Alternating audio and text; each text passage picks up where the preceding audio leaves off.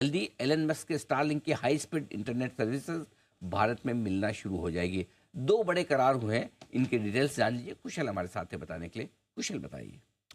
Sir यहाँ पर जिस तरह की अनाउंसमेंट होती हुई दिखी है ना, ये अपने आप में आप कह सकते हैं मास्टर स्ट्रोक है एलॉन मस्क की तरफ से। और ये इसलिए क्योंकि भारत में जो सब्सक्राइबर बेस है वो अपने आप में काफ़ी बड़ा है यहाँ पर, खासकर रिलायंस जियो और भारतीय एयरटेल को अगर आप कंपेयर करेंगे तो रिलायंस जियो और भारतीय एयरटेल दोनों मिला के कंबाइंड जो यहाँ पर यूज़र बेस बन रहा है वो करीबन 47.5 करोड़ रिलायंस जियो का है और लगभग 29 करोड़ आप मानकर चल सकते हैं कि यहाँ पर जो सब्सक्राइबर्स बेस है भारतीय एयरटेल का है। तो क्लियरली 75-76 करोड़ लोगों को यहाँ पर ये सैटेलाइट कम्युनिकेशन की जो सेवा है ये स्टारलिंक देता हुआ नजर आएगा आगे आने वाले समय में। प्राइमा फेसी यहाँ पर इसका जो सबसे बड़ा रोल है, जो रिलायंस जियो और साथ ही भारतीय एयरटेल के साथ इन्होंने जो करार किया है अपने सैटेलाइट जो कम्युनिकेशन सर्विसेज है उसको देने के लिए, वो यही है कि जो रिमोट एरियाज हैं जहां पर अभी भी इंटरनेट ब्रॉडबैंड उतने बड़े रूप में नहीं पहुंचा है, उस उधर पेनिट्रेशन उतनी नहीं हुई है,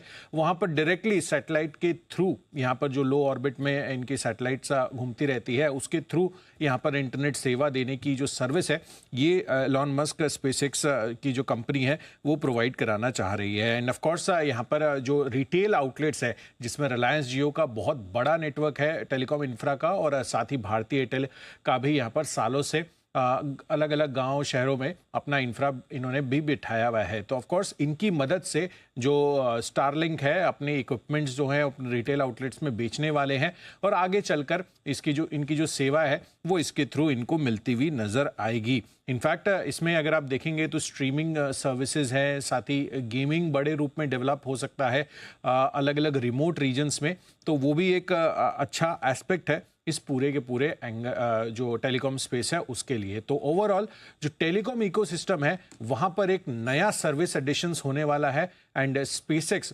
उसमें काफ़ी अहम भूमिका निभा सकते हैं और हमारे देश की जो टेलीकॉम कंपनियां हैं उनके लिए भी एक वैल्यू एडेड सर्विसेज आप कह सकते हैं कि भारत के ग्राहकों को मिलती हुई नजर आएगी। तो अपने आप में ये एक बड़ी जीत है भारतीय टेलीकॉम स्पेस के लिए। ओके, तो ये भारत के टेलीकॉम स्पेस के लिए एक अच्छी खबर आपके लिए आती थी। एक बार बग्गा साहब से इसी पर राय ली जाए। बग्गा साहब, कैसे देखते हैं आप इस डेवलपमेंट को? अनिल जी, टेक्नोलॉजी वाइज ठीक है, बट देश के लिए खतरा भी होता है, क्योंकि आप देखिए जैसे यूक्रेन में Elon Musk American state department का ही हिस्से की तरह बात कर रहे थे कि मैं स्टारलिंक बंद कर दूंगा आपके लिए। पोलैंड पैसे देता है, $50 मिलियन महीने के पोलैंड स्टारलिंक को दे रहा है ताकि यूक्रेन में ये बना रहे स्टारलिंक सैटेलाइट का इंटरनेट कनेक्टिविटी। तो ये मैं कहूंगा कि देश को अपना टेक्नोलॉजी बनाना चाहिए।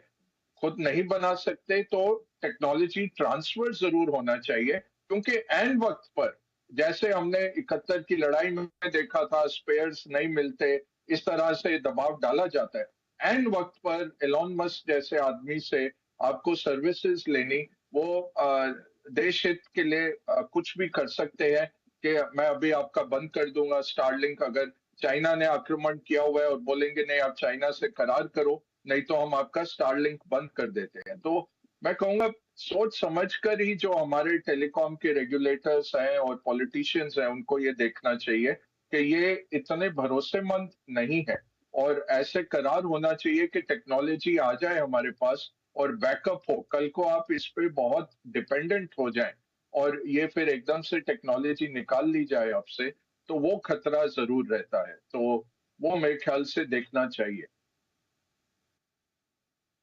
तो ये आपके लिए